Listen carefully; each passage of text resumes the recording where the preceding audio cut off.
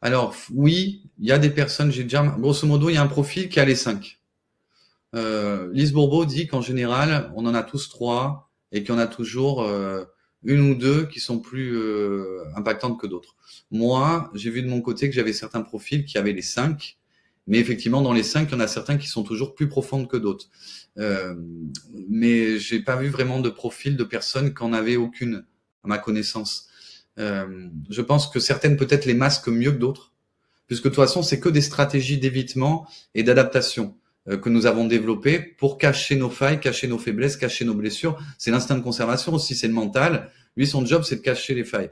Donc, pour pas montrer qu'on a ça, beaucoup de gens, par exemple, vont avoir la dévalorisation, parce que c'est une blessure aussi, d'après ma perception des choses, et ils vont paraître en public super sur d'eux. Ils vont même arriver à parler en public et tout, la voix assurée, sans problème, mais au fond d'eux-mêmes, quand ils sont tout seuls avec eux-mêmes, en fait, ils ont pas confiance en eux, où ils se dévalorisent, etc., etc.